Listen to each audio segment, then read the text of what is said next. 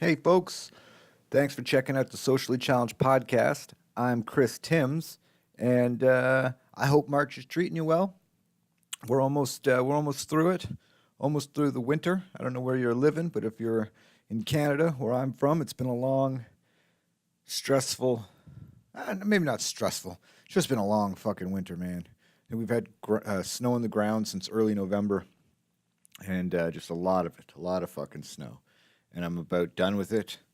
And let's bring on some nice weather, some sunshine. I'm going to try and get back into skateboarding.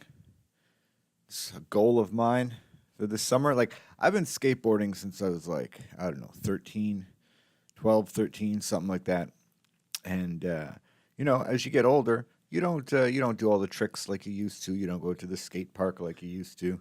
But I've always used it as a mode of transportation to get around because I don't really drive and I tend to walk everywhere or rely on people driving my ass around or taking public transit or whatever. And I like skateboarding, so I'd use it to get everywhere. Less tricks over the years. And then the past couple years, I didn't skateboard very much for a mode of transportation either.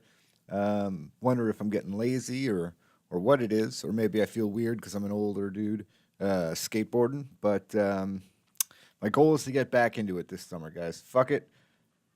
I'm skating everywhere. I'm looking at getting a new skateboard, and it's gonna be fun, man. I growing up, I took a lot of licks for riding a skateboard, and for it to be something that I just abandoned because I feel like I'm too old to do it, I think is ridiculous. Something a lot of people don't realize is like in the '90s, in certain areas, you would get the shit kicked out of you if you rode a skateboard or listened to punk rock or rock and roll music, had long hair. It was a weird thing. Tribal mentalities existed. We got it. It's a big problem today, and it existed when I was growing up. It was something that I thought was restricted to schools and, being a child, but here we are, and it's everywhere you see out in the world. Anyway, I digress.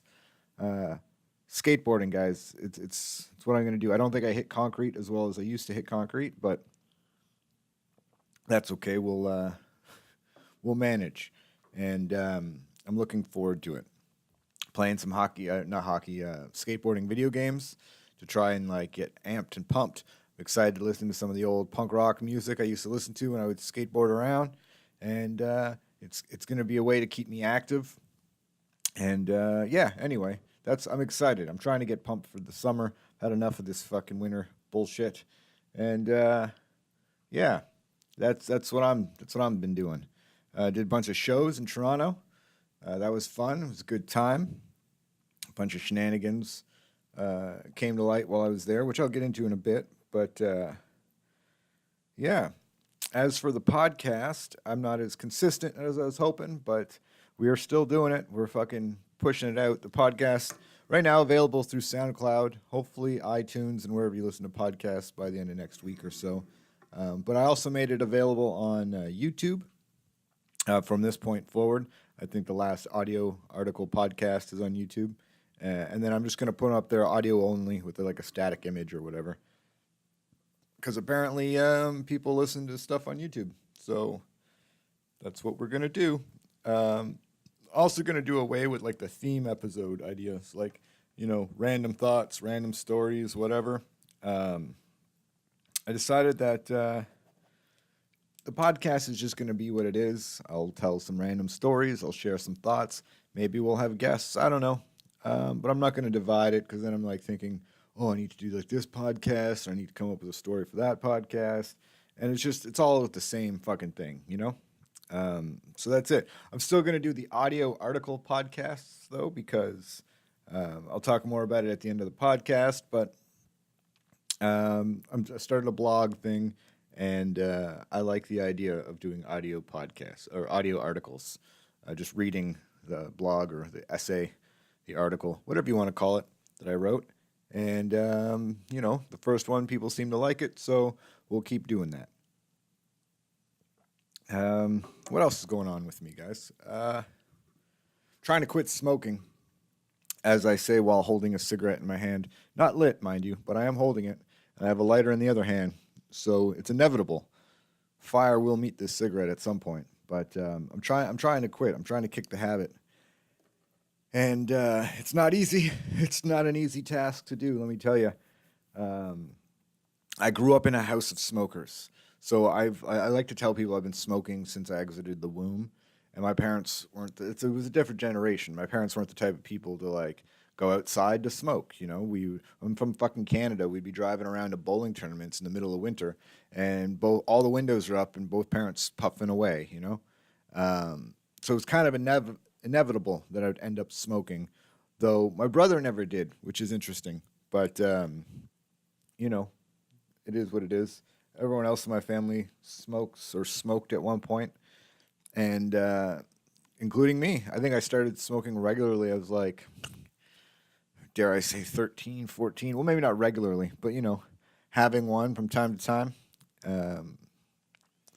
So it's been part of my life for a very long time. Working in restaurants, something like a lot of people don't know. Working in restaurants, if you're a smoker, you generally get to take a quick smoke break every hour or so, maybe 2 hours, depending on where you work, and that's nice. It's something hard to give up. But that's like not the reason why I'm gonna keep smoking. Obviously, for breaks, I started to feel it in my health a little. Well, okay, a lot. I'm not as healthy as I used to be. I'm not in as shape as I used to be. Smoking definitely kills people, and I don't want to die. I'd like to live reasonably long. I think the other thing is too is like I don't want to be. I would rather live old and be sprightly and active and like the guy who just dies suddenly of a heart attack or something who's like in his 70s. That's cool. I'm okay with that. I don't want to be the guy in his 70s, 80s that's like, "Bleh, bleh, bleh. I can't," and like I got to get wheeled around and I got to live in a home. I got a fucking oxygen tank, maybe a fucking hole in my neck. I just, looking at those like possibilities, which are real possibilities for a smoker, I'm like, no, thank you. I don't want to do that. But I enjoy smoking. I enjoy the ritual of it. I enjoy the calm and the I don't know, relaxation that it provides. It's a stress relief. It's also a hunger suppressant. I spend way less on groceries. When I'm trying to quit smoking and I'm not smoking, I eat like a fucking crazy person. I'll probably gain weight if that's a possibility. And I say if that's a possibility. And I'm sure now in my mid-30s that it's going to happen at some point. But I've been like the same size since grade 6, fluctuating, 5, 10 pounds here and there. Maybe not 10 pounds, like 5 pounds up or down. So yeah, I don't know. I don't know what will happen when I start eating like a fiend. But yeah, so I noticed that. I don't know. I'm just rambling about my smoking because, I need to quit. Like, it's just, I didn't realize how hard it's going to be. And I don't want to, like, just quit smoking cigarettes and put on, like, the patch or start vaping and just, basically give up one addiction for another. I'm trying to, if I'm going to do this thing, it's all or nothing, I just gotta stop. That's how I see it. And you look at the financials. That's what I try to do. Is every week I'll try to add up all the amount of money I spent on cigarettes that week and go, shit, man, you could have spent that money on other things that you enjoy, or saved it so you can go on a trip or something. Yeah. So anyway, that's what I'm trying to do. I'm trying to quit smoking. And the other thing that sucks about trying to quit smoking is that I got a pretty bad temper. It's like hereditary. It's something that like I'm working on, and I know I have a bad temper, and I can usually catch myself, and I very, very, very, very rarely direct it towards any individual. But it is a thing I have, and it is something that I've dealt with my whole life. And now that I'm trying to quit smoking, and I go through these stretches where I'm not smoking any cigarettes, especially at work or something, and the temper gets the best of you, and it's hard to keep it in line. And so it makes you wonder, like, should I just ruin relationships with people that I have, in my life? Or, should I just die young and keep smoking? Obviously, like, I'm talking, like, those are the extremes, but initially in the beginning here, that's how it feels. It feels that extreme because, like, it's hard. I can't explain it to anybody who's not a smoker or who hasn't had like a severe addiction to something that is clearly killing them. It's a weird phenomenon that it's a process, and I'll keep you guys up to date on this process because you know um, it's good to talk about things. That's what I'm told. It's good to share what's going on. Um, but you know what I've noticed is like if you have any kind of mental issues, depression, PTSD, um, autistic, and whatever the case, social anxiety, you name it. There's all kinds of, Bell, let's talk and let's have these conversations and no. You got a bad temper, you're just a fucking asshole. This is what I'm noticing. Like, no one looks at you like, oh man, that really sucks that he can't control that. And, he sees himself being a dick, but he has to, like, he can't stop it. Like, there's nothing. So I guess what I'm trying to say is, just be a little nicer to people in your life with a bad temper, because in many cases, they might not be able to control it themselves either. Um, like, I don't want to tell anyone off,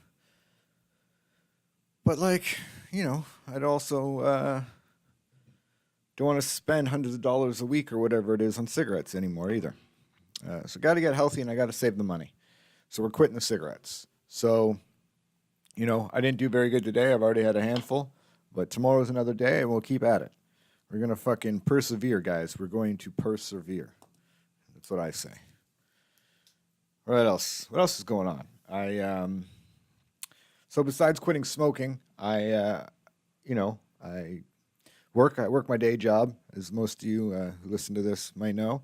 And someone, like, I don't know, like a month or so ago came in, some lady, and or they sent an email asking, they're like some Catholic, grade school, and they're trying to do a fundraiser to raise some money for some, supplies and programs or whatever the school needs. So they were doing this like chili cook-off thing and this family fun day or whatever. And so they asked if we wanted to enter a batch of chili or whatever. So it just so happens that I rewrote the menu at this place, or some of the items, most of the items, a lot of the items, and one of which being a lentil chili. It's like a vegan chili. And I also did the beef chili, which is the exact same as the lentil chili. And a lot of our regulars didn't tell the difference. So I was like, oh, we'll do this lentil chili and we'll send it in. And we sent it in, and I was voted best veggie chili. So there's that, And I'm an atheist, and I'm helping at a Catholic school. See, we can all get along. It's a beautiful thing. Though I'm pretty sure I was probably the only veggie chili. Maybe, a couple others, but still, I'll take the nice thank you card that they sent us. It took a while for us to get our fucking pot back, but that's another story. But yeah, anyway, I want a chili thing, so that's cool. Next, we'll try stew. I don't know. What else is going on? Talked about smoking, trying to get back into the skateboarding, my chili.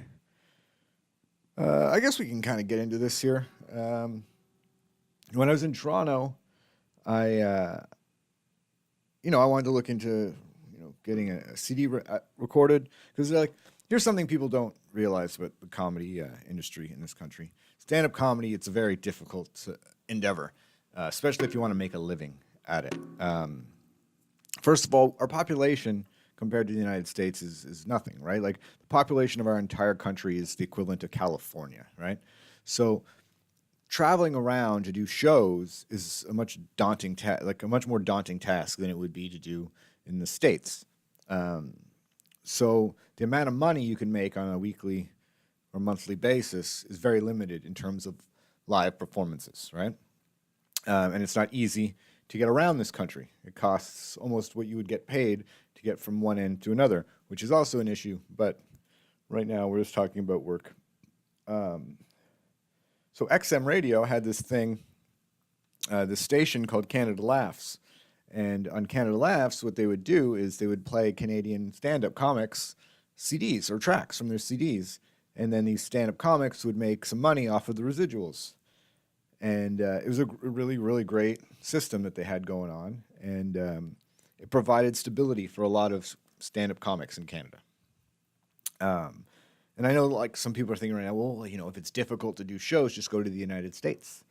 And that's a lot easier said than done. And most comics would probably run to the United States if it was easy enough. But the cost to get visas and licensing and the lawyer costs and everything else, you can spend tens of thousands of dollars and not be accepted and not be allowed to go there and do comedy. Then the other option is you can sneak in, but then that has its a whole array of problems in and of itself. So it's if you can, like, make a name for yourself at home or bank some money and take a risk, right? But making a name for yourself at home isn't easy. It's not easy at all in this country when you have places like the CBC and whatnot that, they're a small little knit group, and, everything you see that gets produced in Canada has the same fucking people in it all the time. Like, there's never room for expansion or, letting some newcomers in. They're very cliquey, very tribal, much like the world we live in. So comes Canada. Here comes Canada Laughs, right? This radio station. And this radio station provides, like I said, money for these stand-up comics. Well, through the radio station, they get money from Sound Exchange. And we're not talking about, like, pennies on the dollar. Like, no, we're not talking about Spotify change. We're talking about, like, substantial money that, like, I know a few comics that 4 months of the year, 4 or 5 months of the year, their rent is paid through residuals that they would get from Canada Laughs. Other comics, they pay for their children's whatever their children need with the money that they get from Canada Laughs. So it was a very valuable resource, supplement some income while we can go out and do shows and comedy and write jokes and do the stuff. Because, like, in this country, the other thing that makes doing comedy very difficult is that we get a winter, like a severe winter. And so from, like, November to, March, we're in snow, and September, October, they're not bad for comedy either, but usually from September to beginning of April, that's the money time for comedy, because people don't want to be outside that much. And so people will go to be, inside and warm and laugh and forget about the fact that it's shitty as hell outside. But then come the summertime, once the fucking snow melts and the sun is out, it's very hard to get these people indoors to watch comedy shows. So then you end up with, like, April, May, June, July, August, where shows are scarce. It's really, really hard to make money. So then again, those months, get helped by the residuals you would make off Canada Laughs. So that being said, difficult, very difficult to make a living as a Canadian comedian. So when I was in Toronto on the Friday, we found out that Just for Laughs took over Canada Laughs. And now, for those of you who don't know, Just for Laughs is it was Canadian, but now it is American owned by American Corporation, as well as Howie Mandel owns a piece of it. They get taxpayer dollars for grants and subsidies, like millions of dollars every year. Okay, they treat Canadian comics at the festivals like second-class citizens. You'll have an American comic make $10,000 to a Canadian comic making $2,000 or something along those lines. These are the stories that I've heard. So they take over the radio station and immediately stop playing all the Canadian comics and only start playing recordings from the Just for Laughs galas, I think pre-2009 or something like that, because they own all the rights and don't have to pay anything out. No residuals whatsoever.